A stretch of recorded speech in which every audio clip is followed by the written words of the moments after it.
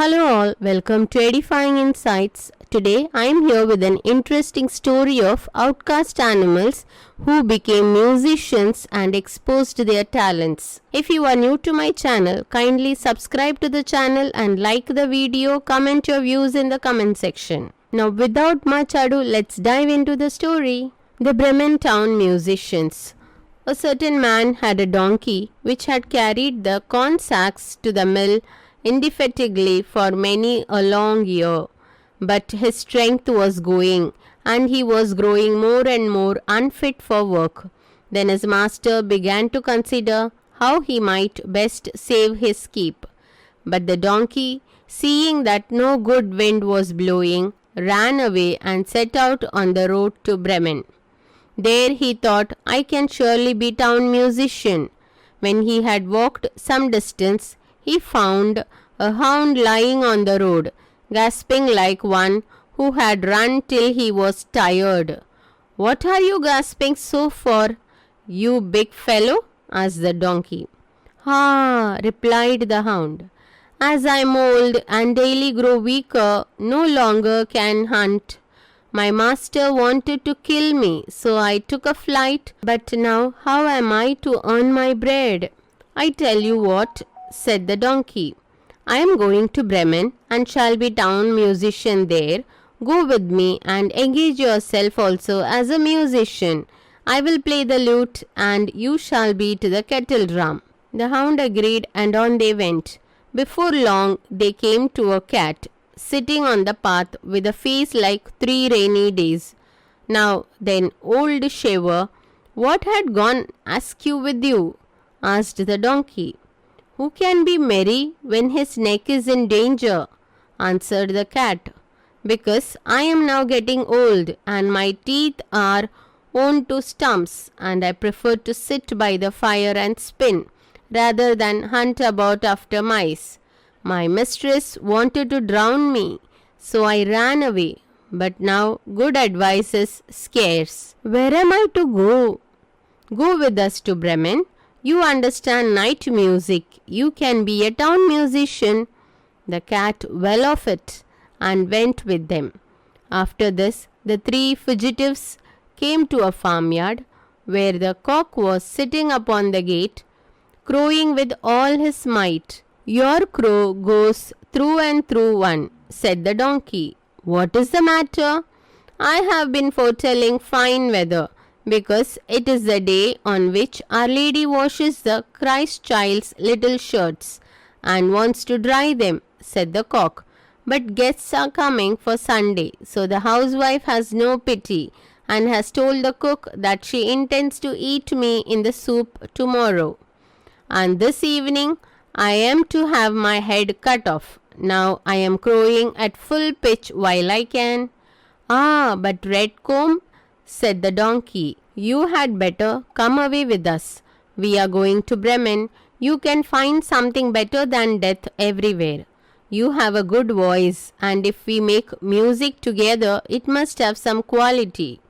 The cock agreed to this plan, and all 4 went on together. They could not, however, reach the city of Bremen in one day, and in the evening they came to a forest where they meant to pass the night. The donkey and the hound laid themselves down under a large tree. The cat and the cock settled themselves in the branches, but the cock flew right to the top where he was most safe.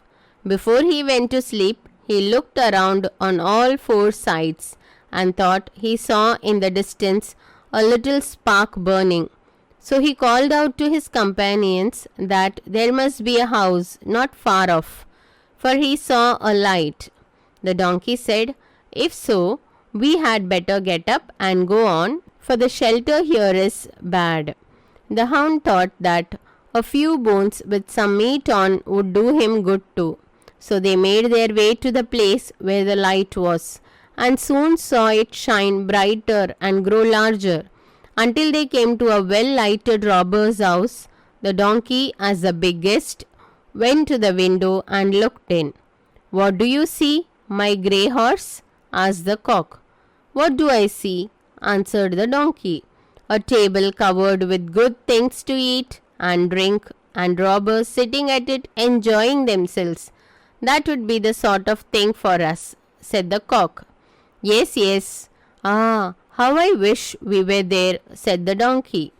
Then the animals took counsel together how they should manage to drive away the robbers, and at last they thought of a plan. The donkey was to place himself with his 4 feet upon the window ledge, the hound was to jump on the donkey's back, the cat was to climb upon the dog, and lastly the cock was to fly up and perch upon the head of the cat.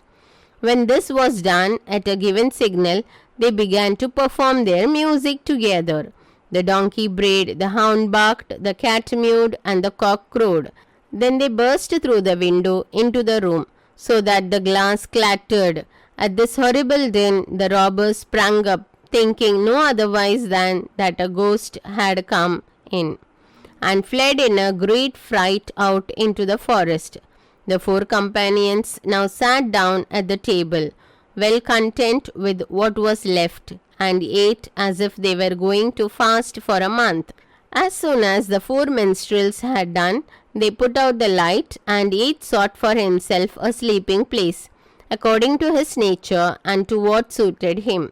The donkey laid himself down upon some straw in the yard, the hound behind the door, the cat upon the hearth near the warm ashes, and the cock perched himself upon a beam of the roof, and being tired from their long walk, they soon went to sleep.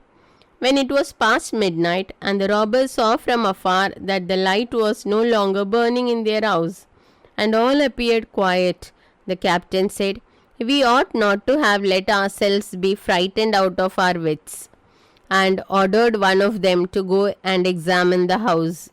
The messenger, finding all still, went into the kitchen to light a candle, and taking the glistening, fiery eyes of the cat for live coals, he held a lucifer match to them to light it.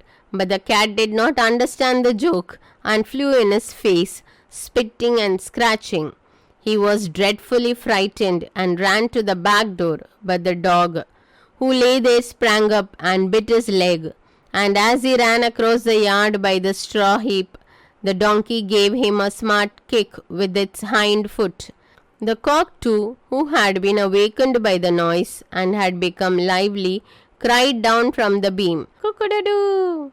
Then the robber ran back as fast as he could to his captain and said, "Ah, there is a horrible witch sitting in the house, who spat on me and scratched my face with her long claws, and by the door stands a man with a knife who stabbed me in the leg, and in the yard there lies a black monster who beat me with a wooden club, and above upon the roof sits the judge who called out, 'Bring the rouge here to me,' so I got away as well as I could." After this the robbers did not trust themselves in the house again, but it suited the 4 musicians of Bremen so well that they did not care to leave it any more, and the mouth of him who last told the story is still warm. The characters in the story are donkey, dog, cat, cock, and robbers. The outcast animals got united and used their talents to find a home. Moral of the story is teamwork and diversity can lead to success. If we work together, we can achieve success easily. One's unique talents can be valuable. Greed and violence leads to loss. Everybody's got some unique talents in us. We have to use those talents and achieve success. I hope you enjoyed the story. If you found this video useful, like it and share it with your friends. Comment your views in the comment section and subscribe to Edifying Insights. Thanks for watching.